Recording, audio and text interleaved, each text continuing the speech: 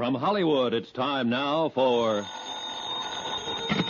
Johnny Dollar. John, this is Harry Branson of Philadelphia Mutual. Harry, what are you doing in town? I'm not. At least not in your town. But you've got a case for me. Do you know anything about violins? Oh, don't tell me. So he opened up his fiddle case and out came a submachine gun, that it? John, that technique went out with Prohibition. Now, seriously, this case contains a genuine Amati. Good. What's an Amati? One of the finest, most expensive violins ever made. This one was insured for $30,000. Was? Yes. Now, someone has to find it for us. What's more... Okay, Harry, I'm on my way.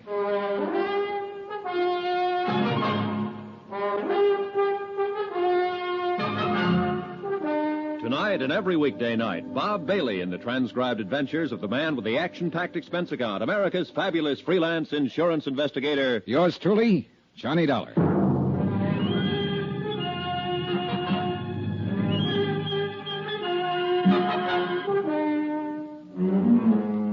Expense account submitted by Special Investigator Johnny Dollar to the Philadelphia Mutual Liability and Casualty Company. The following is an accounting of expenditures incurred during my investigation of the Ricardo Amerigo matter. Expense account item 1, $12.40, train fare and incidentals to Philadelphia, Pennsylvania. I took the train because Harry Branson didn't seem to be in any particular hurry, and I kind of like a slow look at the countryside this time of year. When I got to Philadelphia, I checked in at the Bellevue Stratford, shaved and showered, then went over to Harry Branson's office in the Security First building on Walnut Street. You deceived me, John. I thought when we talked long distance that you'd be here right away. But instead of flying down, you took the train. Sobersides Branson hadn't changed a bit. Hair a little grayer than the last time I'd seen him, perhaps. I hear further from But still the same serious lad who always acted as though he was carrying the weight of the world on his shoulders. Now, I feel a deep personal concern over the whole matter because it was a man I put in this office myself who issued the policies, both of them. 2 policies on this fiddle you were talking about? No, John, one on the Amati violin, $30,000. Yeah? And one on Ricardo Amerigo himself for $20,000. Who is Ricky? Who? Well, isn't that what you said his name is? I'm sure I didn't mention anyone by the... Oh, Ricardo Amerigo, yes. Well, where's he playing? The Purple Cat, or maybe Wee Willie's joint over on John, Biscuit? this man is a concert violinist, or was. He's disappeared. Now, please, no more levity. Sorry, Harold. It's Harrison. Sorry, Harry. All right. Quite all right. Now, I realize that you have quite a sense of humor, John, but in a matter as important as this... Yeah, sure. Now, let's have the story. Very well. A few years ago, Ricardo Amerigo was one of the world's leading concert violinists, as famous in London, Paris, Rome, as in the concert halls of this country. Uh-huh. Such virtuosity, almost unbelievable. I shall never forget one evening here in our Academy of Music.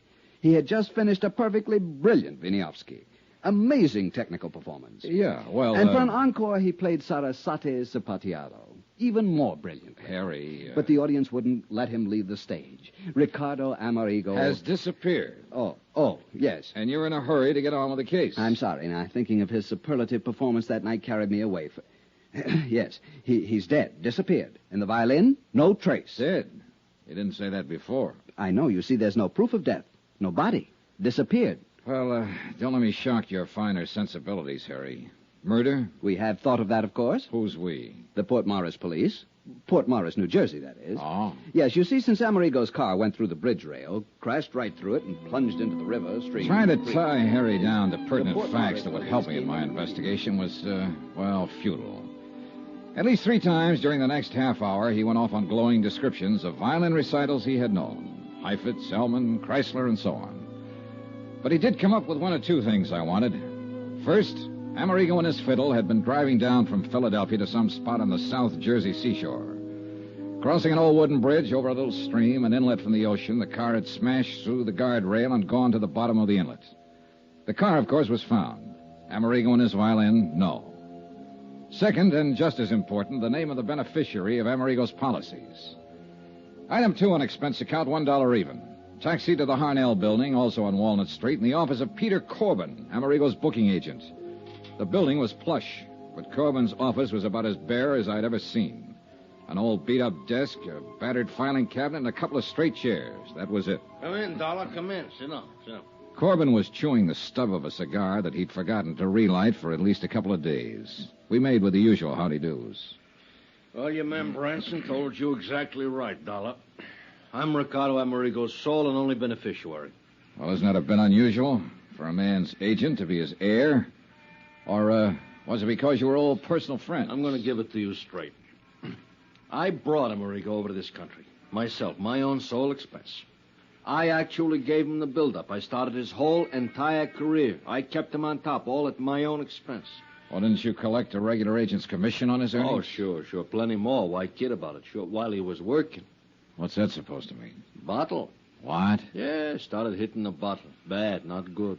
And believe me, the word gets around fast. Instead of making me money, himself, too, of course, he started costing me money. But you see, he never saved anything, even when he was earning big. You know how these artists are. Yeah, I've heard. Well, it's the same with all of them. He got in debt actually up to his ears. And nobody, no family, no relatives, nobody to pull him out. Nobody but me. Big-hearted Corbin. So you had him take out a lot of insurance and name you as beneficiary? Well, that was his idea, actually. Of course, he always did have the Amati insured. That's his violin. Oh, so I learned. Oh, you know about violins? No. Oh. Well, but the life insurance, that was his own idea. Double indemnity, all that sort of stuff. Double indemnity? Oh, yeah. But guess who had to dig up the moolah for the last couple premiums?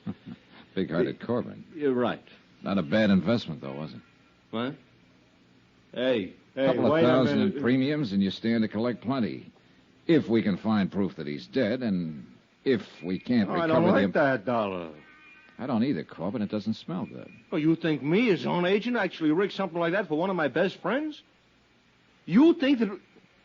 Listen, wise guy. Even if I did have any of a such idea, it'd be crazy. Anything actually as obvious as that. Well, sometimes the most obvious is the best cover-up. Oh, get out of here, Dollar. Unless you want somebody to start collecting on your insurance. Even if it isn't you, huh? Get out! So help me. Yeah, pretty obvious. And every time you open your mouth... Oh, no, you don't. Why is it that people who telegraph their punches are always the first to start swinging? I don't know. Anyhow, I left Corbin to pick himself up and start thinking about some alibis he might need. And in the cab back to my hotel, I did a lot of thinking myself. Sure, the obvious off times is the best cover-up. And yet it might be too obvious. Far too obvious. Branson here? Johnny Dollar here. Oh, John, good. Listen, at least there'll be no double indemnity to pay in the Amerigo matter. For accidental death, that is. You see... Wait a minute. About an hour ago, you weren't even sure he's dead. Did somebody find the body? No, unfortunately, but I've just received a call from the Port Morris police. They completed their examination of Amerigo's car. After they pulled it out of the creek, of course. I hope so. John, they found conclusive evidence of murder. Harry, I'll call you from Port Morris. Expense account, item 2. Subway, ferry, train, and bus fares to South Vineland, New Jersey. South Vineland because Ad Bowles lived there, and I knew that if anything at all happened in the heart of sunny southern Jersey, Ad would know about it. Retired and raising some of those wonderful South Jersey sweet potatoes and peaches with plenty of hired help, he amused himself by moseying around, getting to know everybody and everything that happened in his section of the state. He had an insatiable curiosity and money enough to keep it satisfied. Hi, you conniving, chiseling son of a gun. I've been waiting for you to get here. What took you so long? Hey, what was that conniving, chiseling crack, son? We're still on expense account, aren't you? Yeah, sure. Sure, and so help me, nobody in history ever had the knack of padding out an expense account the way you can. And collect those fancy commissions on top. When I was a private investigator... Who is retired?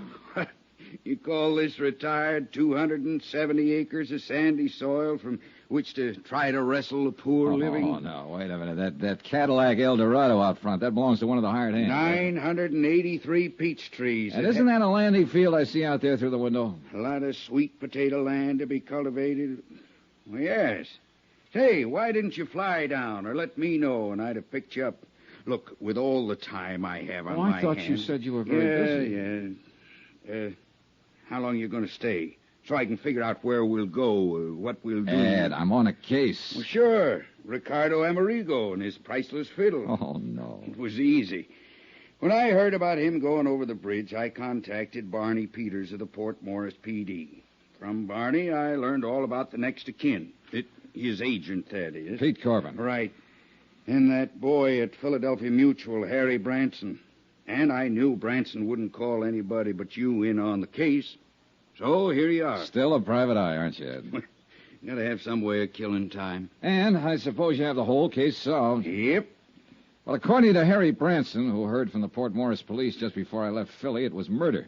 Oh, you point killer. I thought I'd be the one to tell you that. No, sorry. The cops knew it first. Second, I told them. Huh?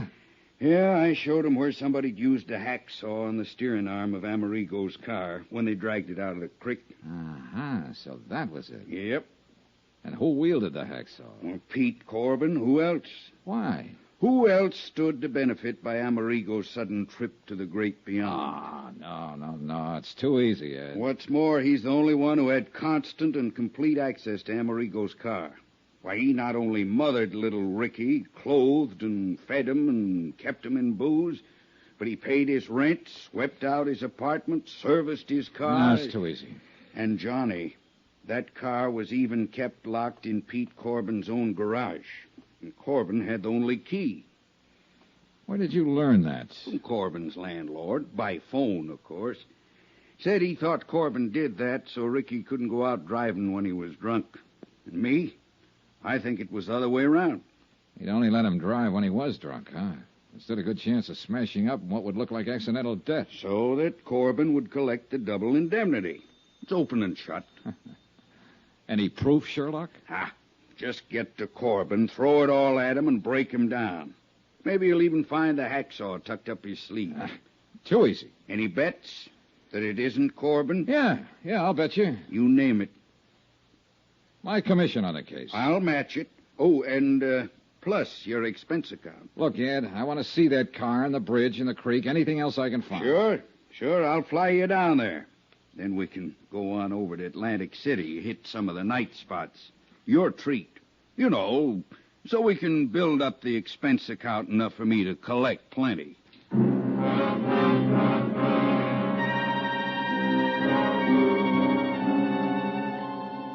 Ed Bowles had been a pretty good investigator in his day, seldom gone off half-cocked. Yet all his evidence was purely circumstantial. And where was the body? What's more, Pete Corbin acted anything but scared. Or so I thought until I put through a routine call to Harry Branson. He was worried.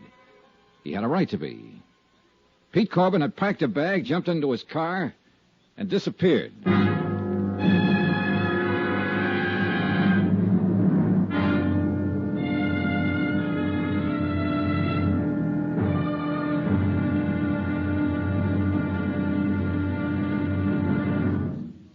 Now, here's our star to tell you about tomorrow's intriguing episode of this week's story. Tomorrow, a soggy day in a soggy South Jersey swamp.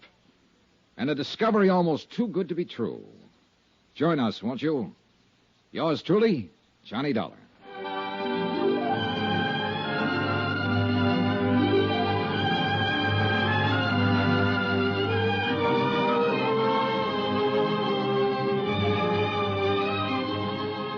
Yours truly, Johnny Dollar, starring Bob Bailey, is transcribed in Hollywood. Written by Sam Dawson, it is produced and directed by Jack Johnstone. Be sure to join us tomorrow night, same time and station, for the next exciting episode of Yours truly, Johnny Dollar. Roy Rowan speaking.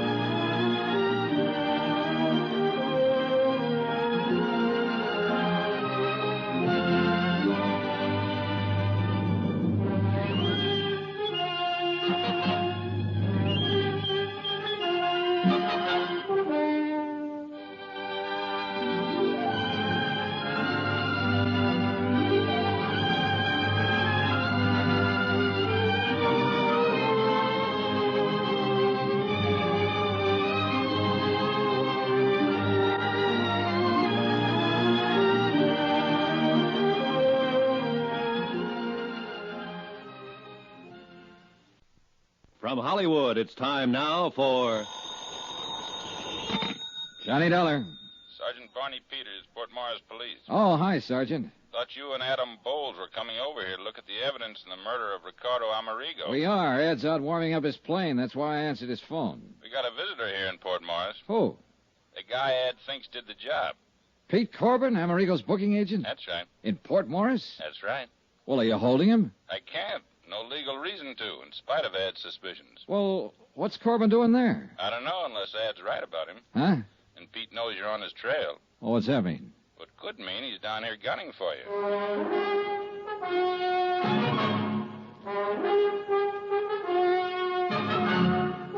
Tonight and every weekday night, Bob Bailey in the transcribed adventures of the man with the action-packed expense account, America's fabulous freelance insurance investigator. Yours truly, Johnny Dollar.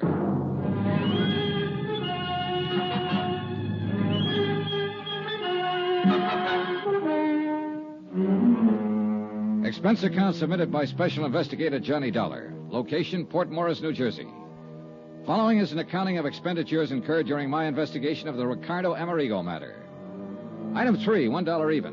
For whatever it was, the local druggist recommended to pull my stomach back together after the flight in Ad Bull's private plane from Ad's farm in South Vineland to Port Morris. In a sense, I'm glad we flew. In a car with Ed at the wheel, we'd have been all over the road. As it was, we were only all over the sky. Oh, beautiful day for flying, isn't it, Johnny? Can't you hold a straight course, Ed? What's the matter with this ship? Not a thing. I like to weave around a bit. I like the feel of it. You know, all that power under you. Yeah. Sure you're not just trying to scare me into welching on our little bet? I'm going to win that bet, Johnny. Your commission on the case, plus all that goes on that well-padded expense account of yours. You just get busy and find the body. Why don't you forget your dark past as a private eye and stay retired? What? And leave an old friend like you floundering around with a case that's... Hey! You don't watch your steering, we'll be floundering around in those salt marshes down there. Sorry. But can't you see, Johnny, Pete Corbin, Amerigo's agent, has to be the heavy. He's the beneficiary of Amerigo's policy. Amerigo owed him a lot of money. Too easy. And Pete's the only person we know of who was with Amerigo constantly. You got motive, opportunity. Too easy, I tell you. But I wonder what under the sun Pete's doing in Port Morris. That we'll be finding out. We'll land there in a couple of minutes now.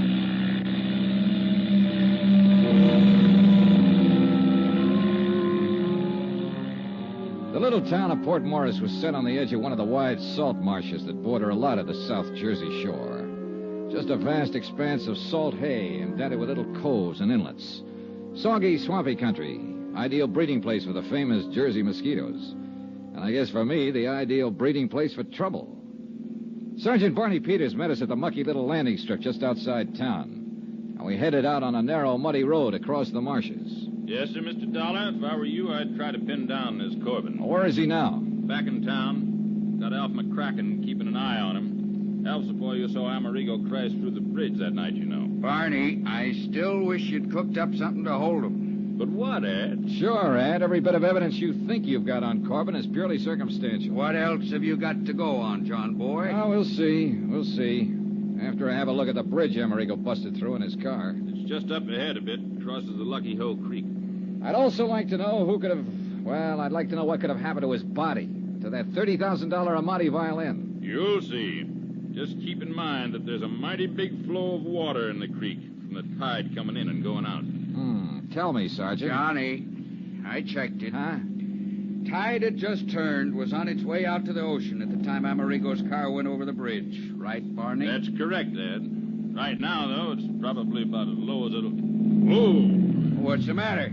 Just pulling over to let this car that's coming past us. Otherwise, one of us might sheer off into the swamp. Yeah, these roads weren't meant for two-way traffic. Darn fool's coming pretty fast for a road like this. If he isn't careful... Hey, look, Pennsylvania plates. Huh? He's right. That's Corbin's car. Corbin, huh? Swing across the road. Block him. Quick! Son of a gun. Oh, now, where's Corbin, all right? Well, then swing around. Go after him. On this road, he'd slide off into the swamp so fast. By the time we go on up to the bridge and turn, he'll be halfway back to Philadelphia, blasted. Well, we had the bird in hand and didn't know it. What are you going to do now, Johnny? Just exactly what we started out to do. You're losing valuable time. Now, if I were still in this Ed, racket... why don't you stay retired? We drove slowly on up to the bridge, stopped and got out. And although the tide was almost low now, it was easy to see how that rush of water would easily carry a violin or a body or most anything right out to sea. Or could it? The tide was running this same way when it happened. Out. Yeah. And the current was a lot stronger than it is now, so you can imagine what it would... Huh? Yeah. What's the matter, Johnny? Well, that big bird nest, whatever it is, down there at the side of the creek, 50, 60 feet. Oh, that's just where the reeds and hay got matted up. It does look like... Hey. Yeah. If that isn't a fiddle case propped up on top of it. Sure looks like one. Sure it is. Sure. The tide was higher then. The fiddle's stuck in those reeds. Wait here. Well, now, Johnny, don't. You come back here. Dollar! Dollar, it's like quicksand. Stay out of it. Are you done? Fool! It was Come like on back. quicksand, too. You'll never make it. Black, gluey muck. And I sank into it up to my knees. I almost had to swim through it, hanging onto it, pulling myself along by the reeds and bulrushes. But half of this case hung on that $30,000 Amati violin, and I wasn't going to let it slip out of my hands. A couple of times I dropped into soft holes, almost up to my shoulders, but somehow I kept going. Pulled the fiddle case off the pile of matted weeds and started back. I had used up most of my strength, with only one hand to pull myself along. Ed! Johnny! Johnny, try and grab this rope. Here! Can't! Breach! Try it again, Ed. Drag it back. Try it again. Johnny, use the violin case. It'll keep you afloat. I'll try. You all right, Dollar? Dollar! Here, Johnny. The rope again. Johnny! Johnny!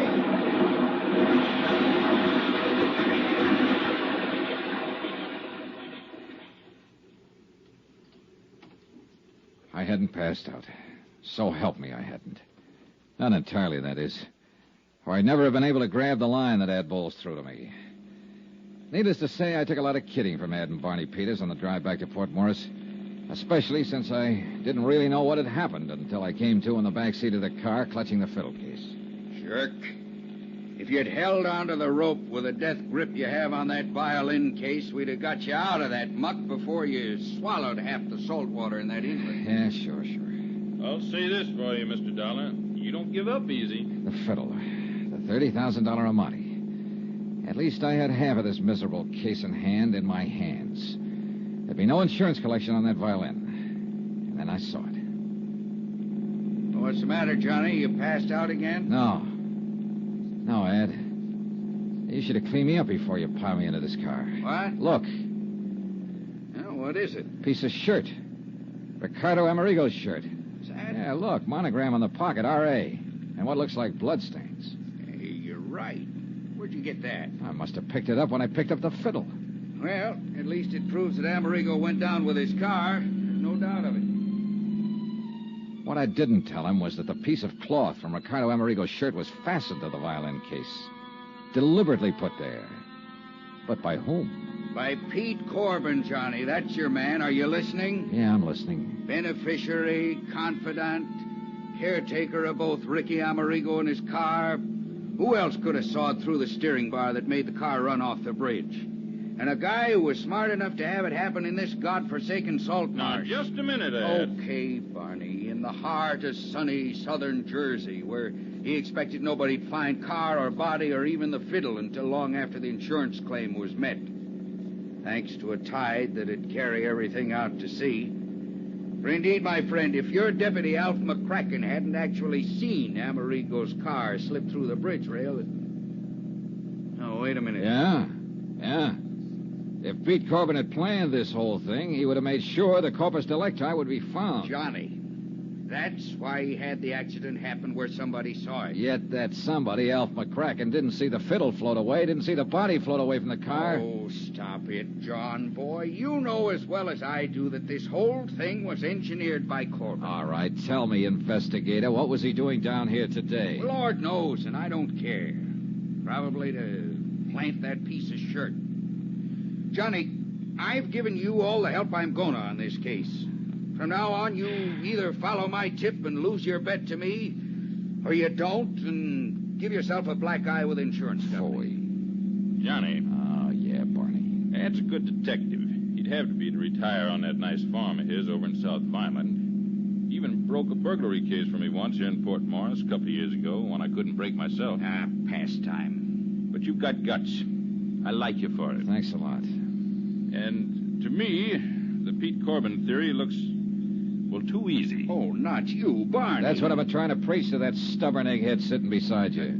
I'll lend you a suit of clean clothes, and you can chase this thing down in the way you want to, without the dubious help of somebody who's just trying to win a bet from you. Traitor. And if I were you, I'd hunt up a few other people who knew Ricky Amerigo besides his press agent, Pete Corbin. You are a mind reader. Gentlemen, I have only one thing to say. And, Johnny, it's addressed to you. When you finally find that Pete Corbin done it, you know where to send the check to me.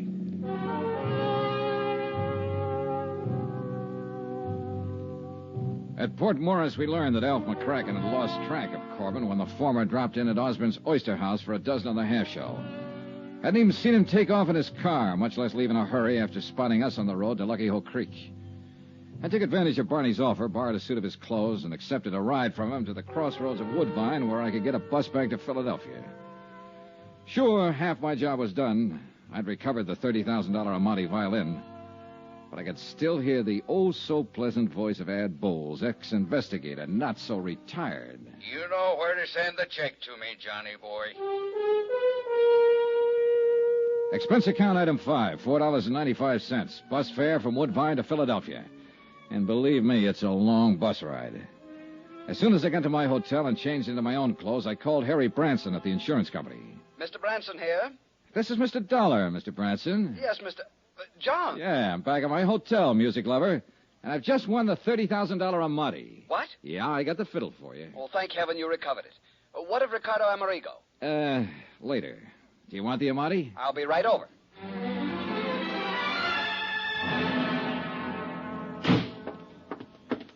Where is it, John? Where is it? Right here, Harry, right here. Case, bow, and all. Oh, thank heaven.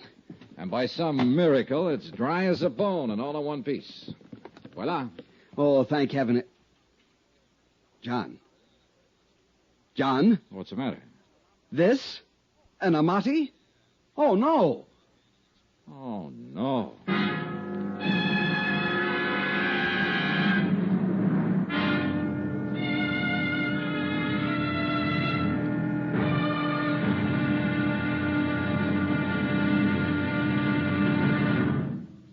Now, here's our star to tell you about tomorrow's intriguing episode of this week's story. Tomorrow, the results of a poker game.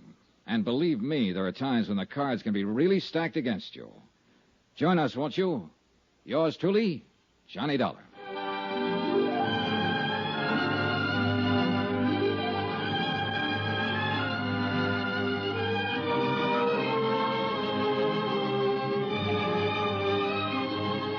Yours truly, Johnny Dollar, starring Bob Bailey, is transcribed in Hollywood. Written by Sam Dawson, it is produced and directed by Jack Johnstone. Be sure to join us tomorrow night, same time and station, for the next exciting episode of Yours truly, Johnny Dollar. This is Roy Rowan speaking.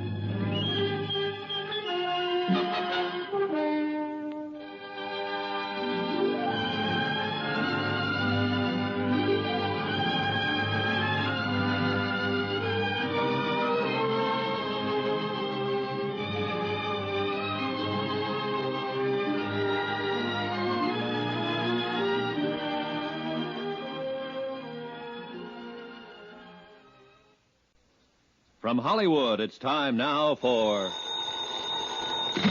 Johnny Dollar. Yeah, Pete Corbin, Dollar. I found your message when I got in, but I don't know why I'm returning your call after that lacing I took from you. Well, at least you haven't run out on us. Why should I?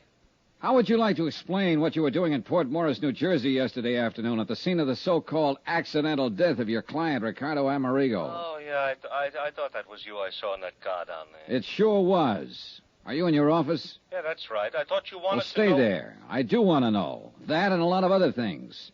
I'll see you in about an hour after I've made another call. Okay, I'll be here.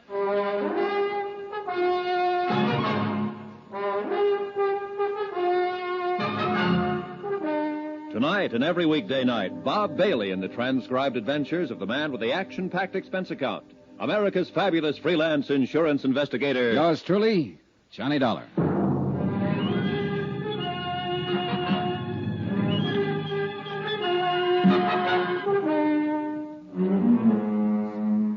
Expense account submitted by Special Investigator Johnny Dollar. Location, Philadelphia, Pennsylvania. To the Philadelphia Mutual Liability and Casualty Company. Following is an accounting of further expenses during my investigation of the Ricardo Amerigo matter. Expense account item 6.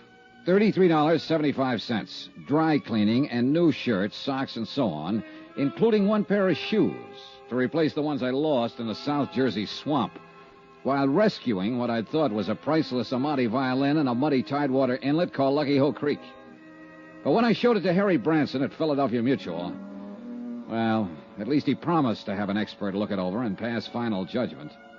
That's the reason for item 7, 85 cents. Taxi to Harry's office in the Security First building. Oh, come in, John, come in. Hi, Harry. Well, what have you found out? Nothing yet, but I should hear from the violin man any minute. John, I do hope I was wrong. Sit down. Thanks. Harry, I could have committed mayhem when you told me that fiddle I picked up in the swamp isn't the Amati.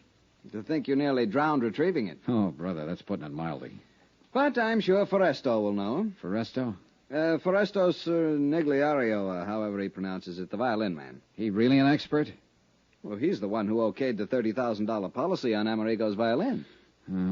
Let's just hope this one's it. Did you learn anything in Port Morris? Only confirm what you'd already learned from Sergeant Peters down there. That someone had sawed through some steering connection on Amerigo's car before it crashed through the bridge. Yeah. Still no sign of the body? Nope. Oh, a man named Adam Bowles called. Oh, he's an old friend. Used to be a private detective and just can't get it out of his system. Oh. Well, he called me, you know. I know. And I must confess, John, that I'm inclined to agree with him. That Peter Corbin, Amerigo's agent, did it? Agent and beneficiary, John. And apparently the one person who knew Amerigo well enough... I said it to Ad Bowles until I was blue in the face, Harry, and I say it again. Too easy. But who else? I don't know. That's what I came back here to find out. All the evidence. Circumstantial evidence. The kind of man that'd be a fool to let pile up against him if he really was guilty. Even so... Harry, let me do it my own way, huh? What if this Corbin tries to skip out? Then will be the time to... Excuse me. Yes. Mr. Cherniero to see you, sir. Cherniero. I knew that was it. Send him in. Our man is here, John. Foresto? Yes, sure. Oh, well. Come in, Foresto. Meet Mr. Dollar. Yes. How do you do, Mr. Dollar? You brought the fiddle? Yeah. Right here on the desk. Well? Thank you. I'll open up the case. Well, is it? Mr. Bronson, Mr. Dollar, I'm sure.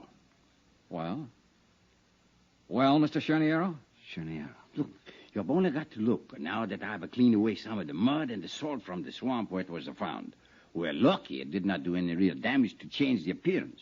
But nobody could tell the way you gave it to me. Well, how about now that you've cleaned it up? Yes. You see here. The shape of the F holes. The curve to the valley. Yeah? The beautiful shape. The signs of age. And above all, here, you see, the label. Label? Through the F hole, you can see it. There. Niccolo Amati. Then it is Amerigo's. See. You're sure, Mr. Cherniero? The label says. And Foresto says. Well, look, I talked with a fiddle player in the orchestra at my hotel last night. He told me there are literally thousands of imitations of every important violin ever made. Shape, size, label, and all. Now, listen, Foresto. See. Tell me the truth. Do you really consider yourself an expert? Well, I sell violins in my store. Violins, harmonicas, ocarinas, victrolas. How good are the violins you sell? Oh, good ones. Some as high as $65. Harry, do you mean to tell me, with all due apologies for Resto, do you mean to tell me he was your authority for a $30,000 policy on Ricky Amerigo's violin? Well, of course, a representative from the Wurlitzer collection in Chicago verified Foresto's opinion at the time. See, the Wurlitzer know every good violin in the world. Yeah, Harry, let me have it. I'll give you a receipt for it. I'll bring it back when I'm through with it. Whatever you say, John. I assume you want to check further on the authenticity. And you are right. John. Yeah. To put it bluntly, you've still not accomplished very much insofar as Amerigo himself is concerned. With this fiddle under my arm, I think maybe I will. See you later.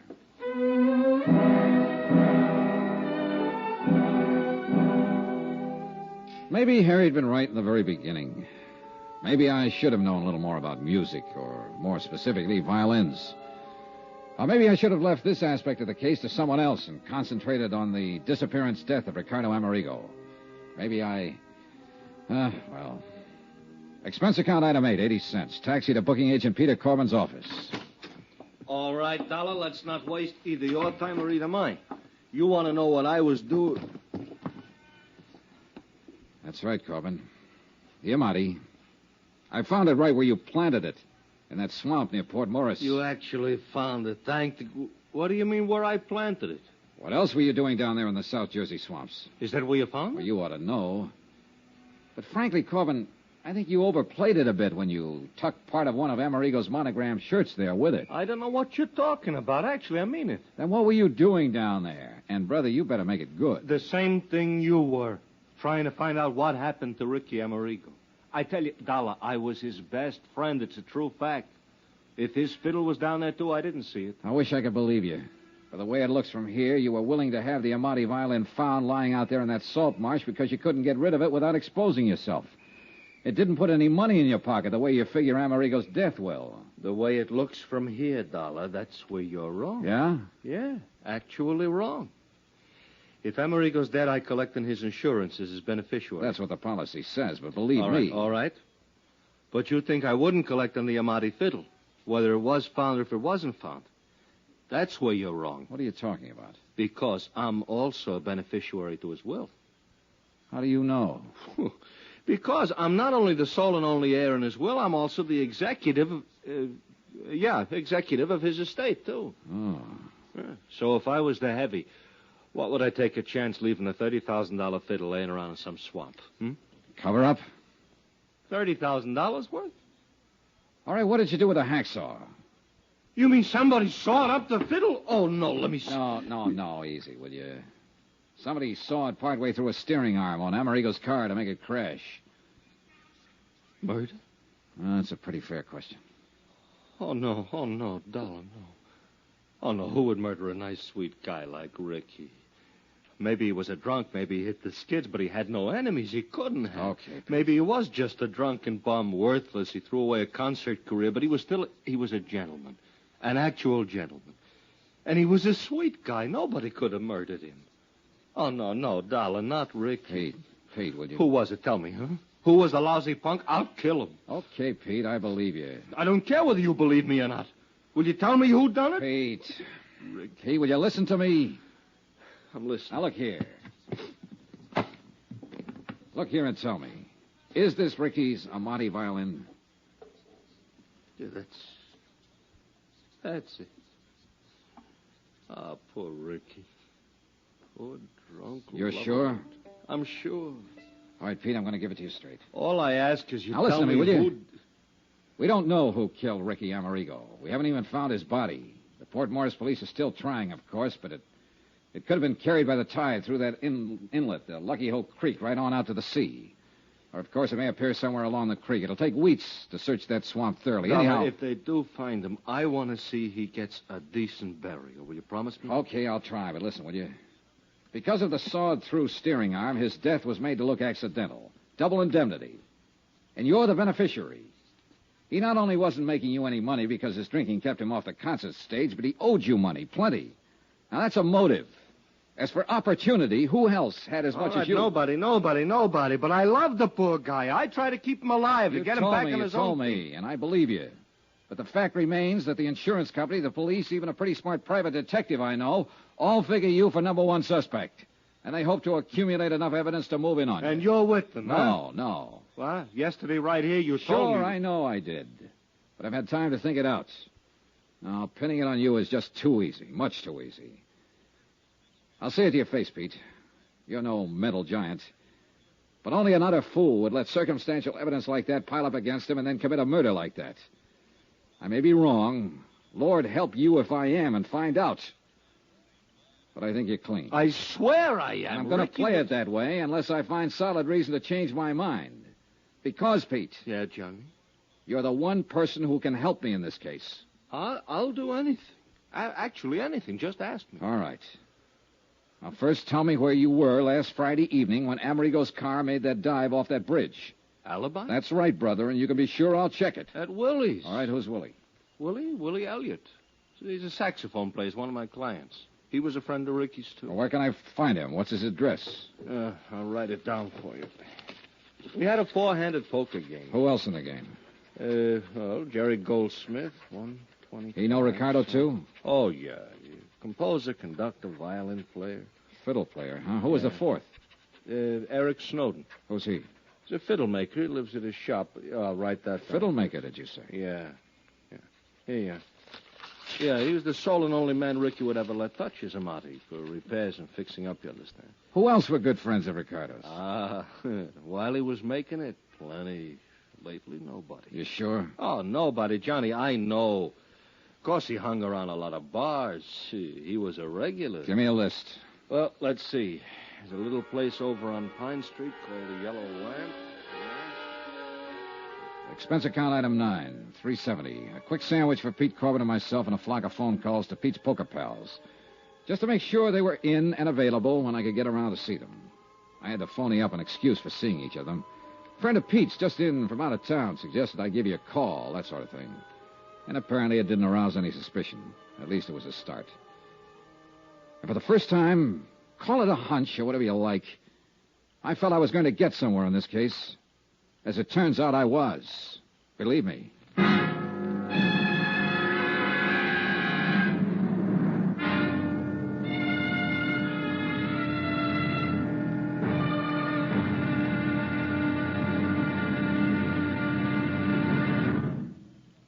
Now, here's our star to tell you about tomorrow's intriguing episode of this week's story. Tomorrow, a trio of musicians. The question, which one's story was playing a little flat?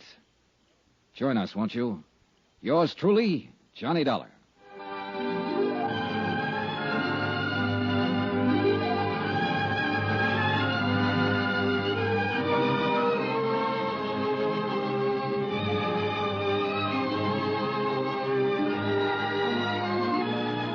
Yours truly, Johnny Dollar, starring Bob Bailey, is transcribed in Hollywood. Written by Sam Dawson, it is produced and directed by Jack Johnstone. Be sure to join us tomorrow night, same time and station, for the next exciting episode of Yours truly, Johnny Dollar. Roy Rowan speaking.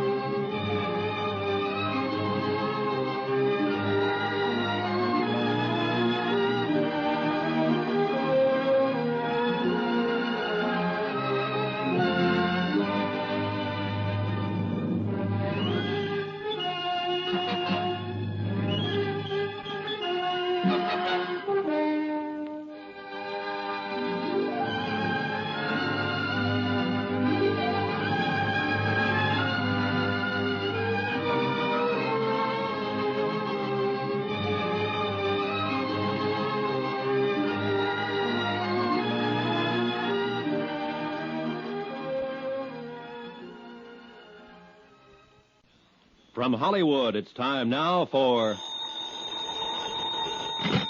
Johnny Dollar. You are investigate. Hello? What'd you say? Who is this? You are investigate Ricardo Amerigo. Yeah, that's right. I'm investigating the Ricardo Amerigo matter. Who are you? Hello? Hey, listen, do you have some information, a tip on the case? Who are you? Hello? Hello. Hey, what is this, a gag? Yeah. Or is it supposed to be some kind of a cockeyed threat, a warning for me to get off the case? Believe me, this is no gag. Hello? Hello?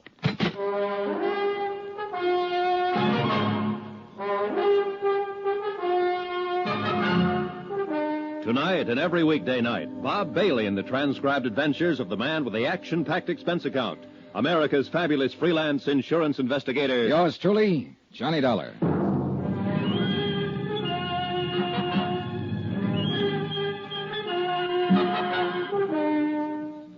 Expense account submitted by Special Investigator Johnny Dollar. Location, Philadelphia, Pennsylvania.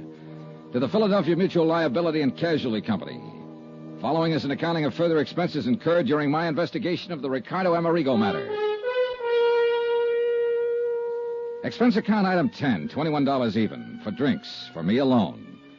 And believe it or not, I'm cold sober. But the least I could do was buy one at each of the bars on the list Pete Corbin gave me. A list of all the places Ricardo Amerigo used to hang out before his disappearance in a South Jersey swamp. In spite of all the circumstantial evidence pointing his way, I still wasn't convinced Corbin had engineered an accident to kill Amerigo. Pete had also given me a list of Amerigo's closest personal friends, 3 of them. I'd told them I'd see them later. Meanwhile, I hoped to learn something helpful from the places where he apparently spent most of his time during his last few months on this earth. But the result can pretty much be summed up at the last bar on the list, the Hangover Club. There you are. Cost you 80 cents. Here, keep the change. Oh, thanks. Yeah, it's just like I tell you, mister. You come in here, buy a few drinks, sit and drink them, leave. Well, didn't he ever talk to anybody? Not even me. Just sit there and get plastered. Till one of his friends would come in and drag him away. Who? Did you know any of them? Oh, sure. Willie Elliott, saxophone player at the Crystal Room. Oh. Who else? Jerry somebody, fiddle player. Jerry Goldsmith. Yeah, they're on my list. Huh? Anybody else? No. Oh, yeah, wait, sure. His agent, Pete Corbin. Yeah, that's it. Hey, if you knew that, why'd you ask me? I've heard the same thing exactly 20 times so far today. Yeah, well, I'll say this for him. They must have loved Amerigo. They might have fought and argued with him when they caught him in here, but it was all for one thing, to try and straighten him out. But, mister, he was too far in. Yeah. Yeah, shame for a talent like him, concert violinist, to hit the skids the way he'd done, but nobody couldn't seem to help him. The story had been exactly the same in every bar on the list. Apparently, the only friends, the only associates that Ricardo Amerigo had were those Pete Corbin had named. Expense account item 11, 110, cab fare to the apartment of William Elliott over on Callowell Street. Same story. No new names of friends or even acquaintances. He and Corbin and Goldsmith and the old English violin maker, Eric Snowden, had known Amerigo for years, good times and bad. Had all tried to help him, straighten him out, were deeply grieved over his death. Item 12, 570, cab to a suburb called Lanark to see Jerry Goldsmith, where, I'll admit I expected to get the same story, the same names, no more, no less. This time I took the Amati violin with me.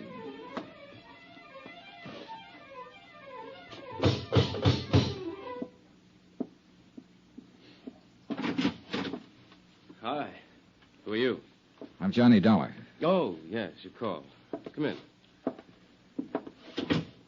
Friend of Pete Corbin's, you said. Sit down. Mr. Goldsmith, I'll get right to the point. I'm an insurance investigator, and I came That in... violin case. That looks like Ricardo's. It is. And the Amati? Yes. Oh, thank God. I found it down in the South Jersey swamp where Amerigo's car plunged off the bridge. It had been lying there, hidden by the marsh hay for several days. Is it all right? May I see it? Well, one reason I brought it along was so you could substantiate identification. I make no bones about it, Mr. Dollar. I coveted this violin like nothing else in the world. I've played many fine instruments, Strads, Guarnieri, even this, my Stainer. I see. But Ricardo's Amati, there was something between that violin and myself that could exist for no one else. Not even Ricardo Amerigo when he was at his greatest. And when he started his terrible downfall. You, wanted it even more, huh? Yes, more than anything else in the world. Enough to kill for it? Mr. Dollar, I should kill you for even thinking such a thing. I loved Ricardo. Okay, sorry. The fact remains somebody sawed through a steering arm on his car. I still can't believe that. No one could have killed Ricardo, no one. Only 3 others beside myself even knew Ricardo these past few years. Corbin, Elliot, and Eric Snowden. Pity him, feed him, clothe him, try to fight him away from the liquor that had ruined his brilliant career, yes. Even hate him at times for what he'd done to his life, but murder... I'm sorry. May I? Sure.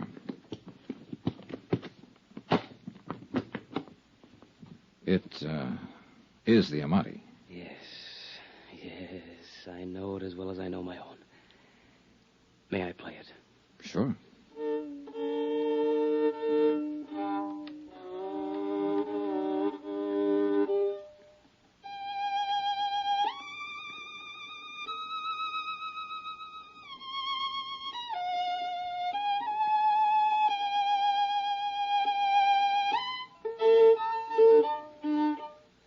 What's the matter? I don't know.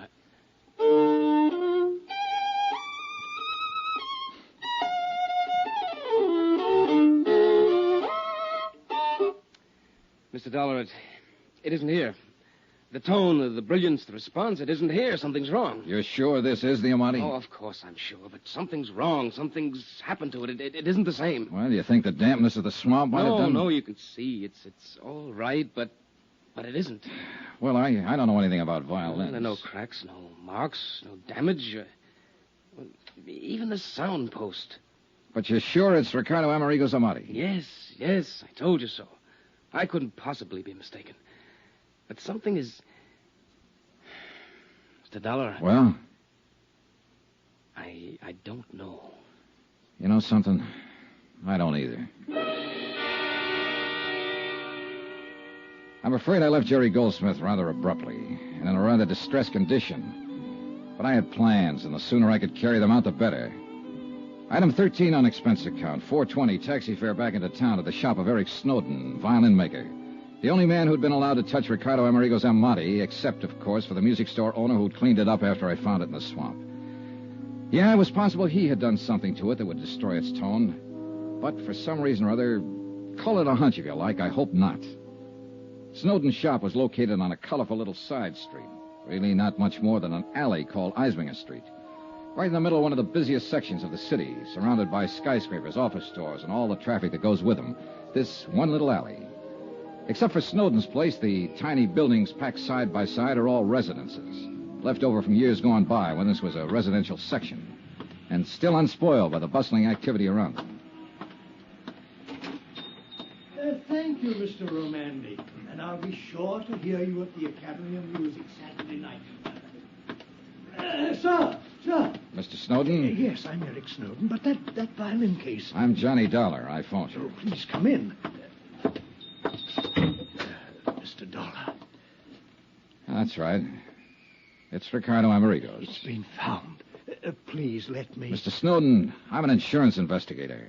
Part of my job has been recovery of this violin. Its possible loss was the most heartbreaking thing I ever contemplated, but you found it. I think so. You think? I don't understand. Well, here, take it. Examine it. Yes, but not here. Come, we'll go up to my workroom on the 2nd floor, where I can check it thoroughly. I'll lock this front door so we won't be disturbed. Now, come with me, please. I can't believe it. It's so wonderful you found it. It would have been a terrible loss to the world. Yeah, I guess so. You're not a violinist yourself? No. I'm afraid the only violin music I know is what I hear in... Now, here we are. Oh, quite a shop. Most of the finest violins in the world have been here, one time or another. The Stradivarius of Yasha. It was quite a shop. The violins The of... walls were lined with fiddles in the making, and with tools. Some familiar and some that were... Wait a minute. Hacksaws. A couple of them small and delicate, but one a big one and dirty. As Eric Snowden turned away to open the violin case, I ran my fingers over the blades. There was grease on one. Axle grease. Now here.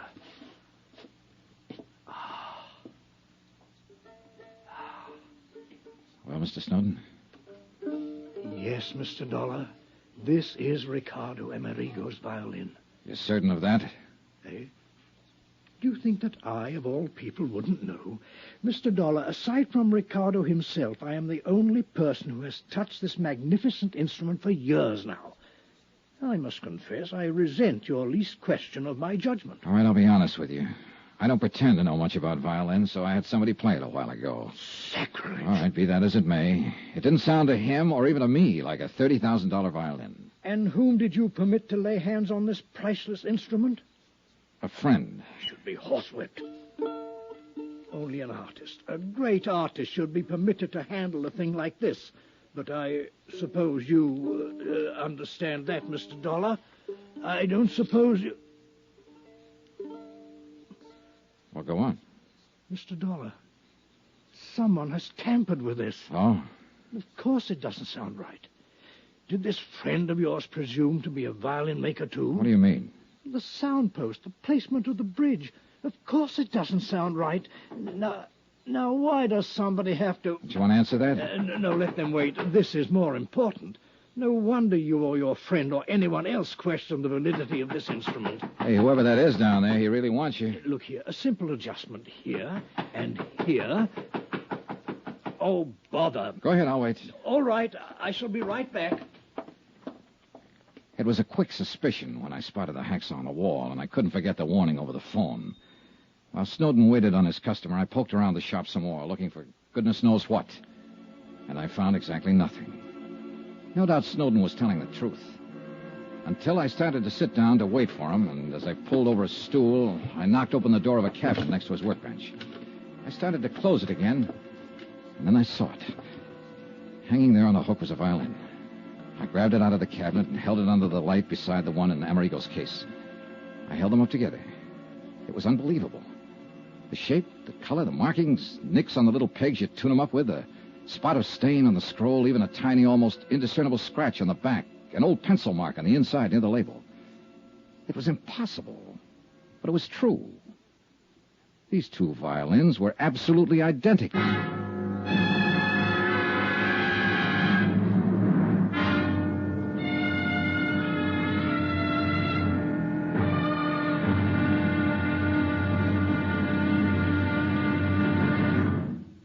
Now, here's our star to tell you about tomorrow's final intriguing episode of this week's story. Tomorrow, well, it's a wind-up. But believe me, a wind-up with a real twist. Join us, won't you? Yours truly, Johnny Dollar.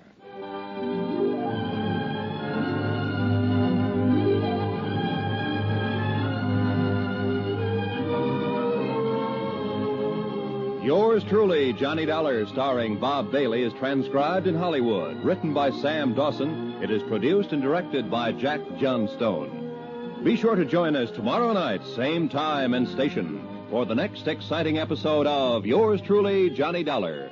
Roy Rowan speaking.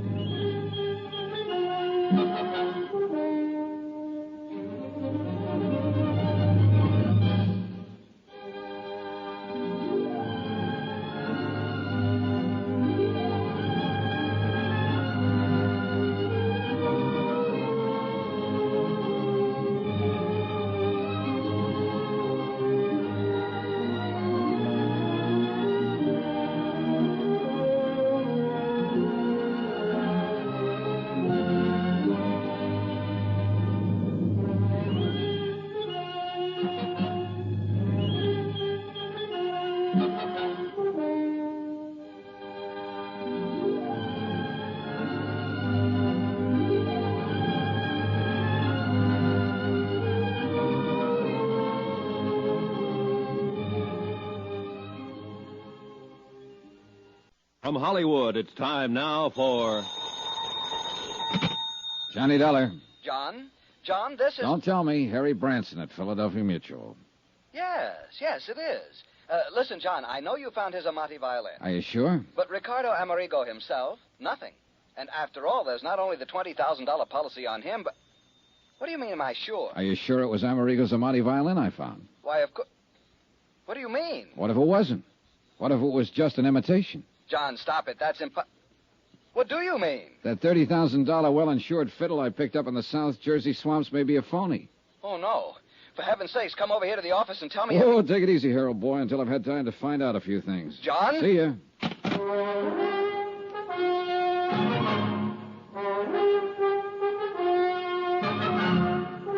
Tonight and every weekday night, Bob Bailey in the transcribed adventures of the man with the action-packed expense account, America's fabulous freelance insurance investigator. Yours truly, Johnny Dollar.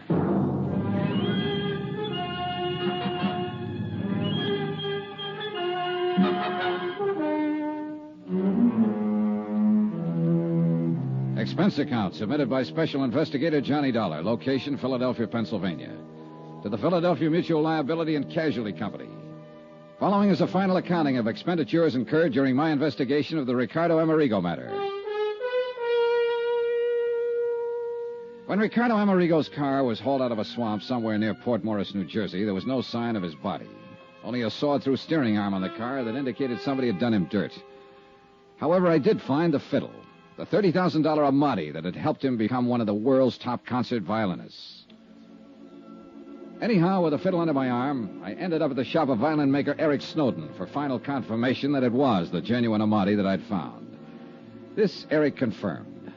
However, while we were in the second-floor workroom of his shop on Eisminger Street talking about the fiddle, somebody pounded on the street door downstairs. Oh, bother. I'll be back in a moment, Mr. Dollar.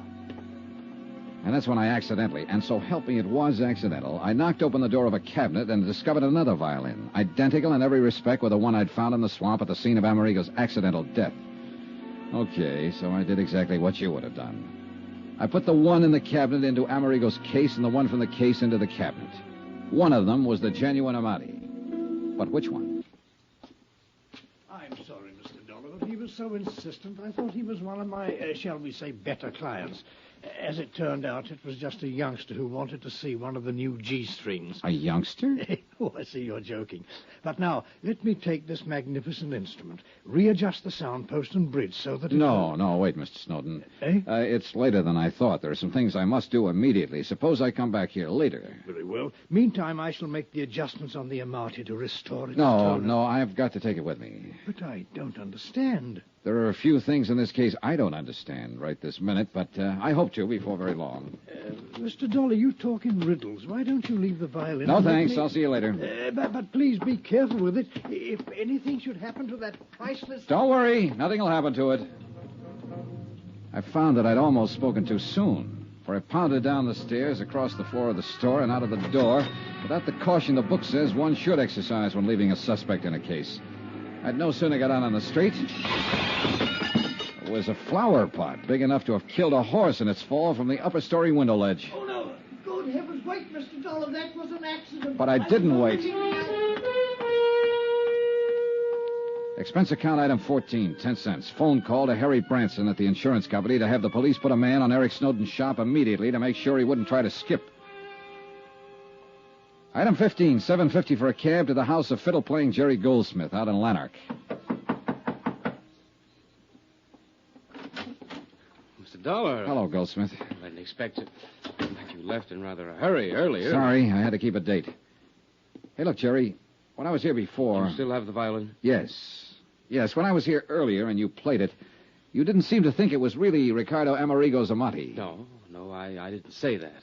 At least At least it didn't sound like it when you played it. Yes, Mr. Dollar, that's right. Oh, now, think a minute. You were a bit upset, excited, whatever you want to call it, when I brought it to you. Yes, that's true. Nevertheless... And I think you were also afraid I might have suspected you of Amerigo's murder when you admitted his violin was the one thing you wanted more than anything else in life. Except, of course, to have Ricardo straighten out. Become himself again. Become the artist again. Deserve to have this... Oh, I don't know. Whatever I say seems to make it sound like a... I don't know. All right, now, look, Jerry, calm down, will you? I'm not trying to pin a murder rap on you. Calm down and do something for me, will you? Why, yes, of course. What? Here. Have you had something done to it to restore the tone it used to have? It hasn't been touched by anyone else since I laid my hands on it. But I want you to play it again. Yes, of course I will. But didn't you say that some old fool with a music store cleaned it up? Jerry, it hasn't been touched by anyone else since I laid my hands on it. Now play it. All right. Go ahead, Jerry.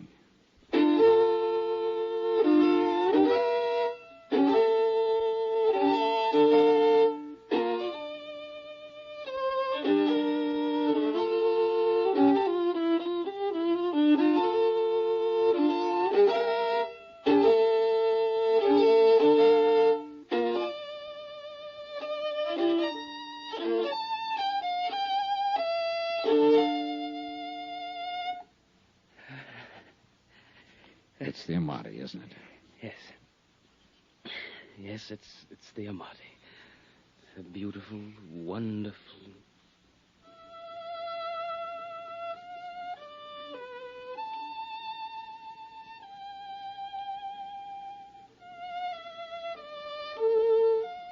Funny.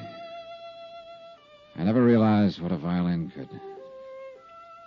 Can you hear me, Jerry? Yes. Yes. And to think it's taken something like this to lead me to a killer.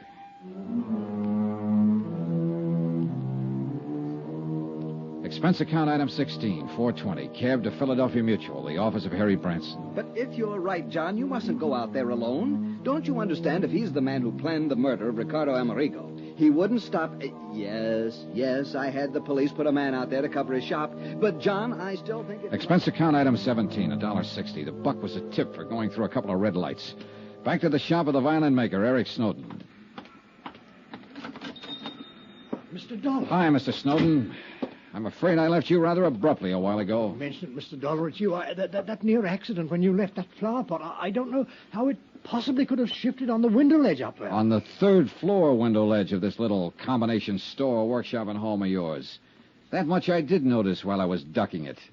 If it had come off a second floor window, you know I might have suspected you of giving it a helpful shove. Oh, good heavens, Mr. Dollar, you can't possibly mean that. All right, forget it for the moment. But how can Let's go up to your workshop on the second floor. Come on. Well, yes, of course. But may I ask why? I want to show you something, and I think you know what. No, I certainly don't. Unless something has happened to the Amati. Oh, something certainly has. You damaged it since you were here. No such luck. Mr. Dollar, please, what are you talking about? Okay, here. Now tell me the truth. Is this Ricardo Amerigo's Amati violin? Yes. I've told you so. You're sure? Of course I'm sure. You know something? You aren't, but I am. What? Now open that cabinet there beside your work table. What for? Because I tell you to. But I... just what are you getting at, Dollar? Are you going to open it or shall I? No. Get out of here. This is my shop, my place. You can't do this sort of thing to me. Would you rather the police did? They're on their way. The police? But I... Well? There's no need to open it. Ricardo Amerigo's Amati is in it. Well, that's where you're wrong. This is the Amati. In this case, the one in the cabinet is the identical copy of the Amati that you made.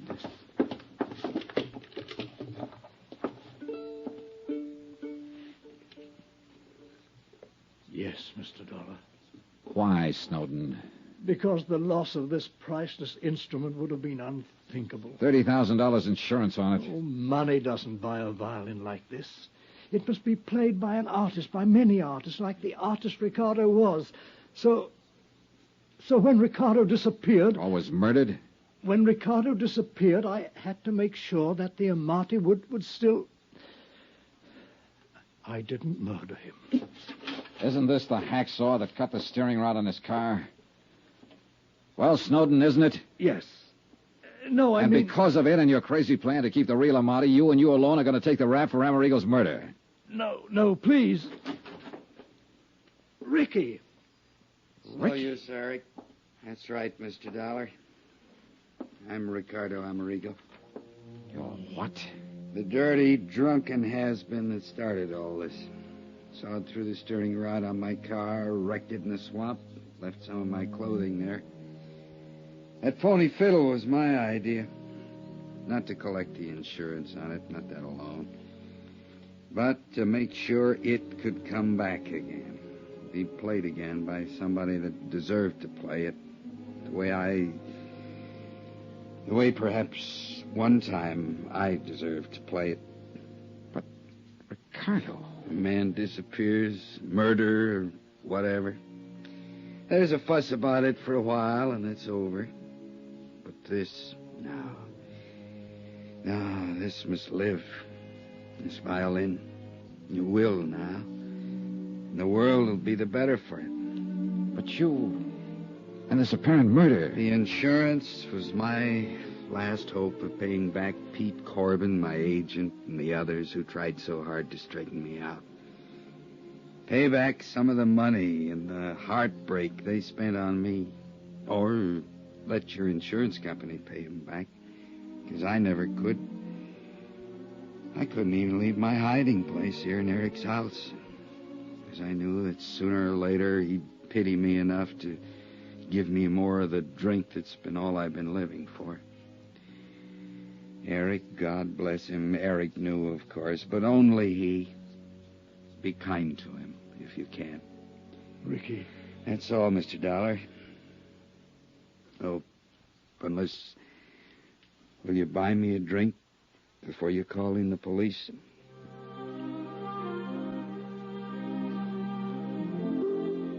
Expense account item 17, $8.50. One bottle of the best I could buy before I called in the police. Item 18, hotel in Philadelphia, miscellaneous fare back to Hartford. Total expense account, $182.65. Remarks? No insurance payment necessary on either the Amati or the man. And I guess he really was a man. More than he knew. What the courts will do about him and about Eric Snowden, well, the courts will do. And I'm glad I have to have no part in it. You know, it's funny. Somehow I think I have a little better appreciation for music now than...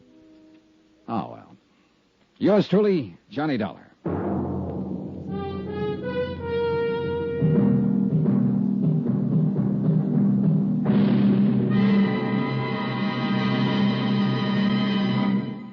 Remember, there'll be another intriguing story for you beginning next Monday night. Next week, the Duke Red matter. A racehorse that could only be stopped by a killer. And the killer didn't stop with horses. Join us, won't you? Yours truly, Johnny Dollar.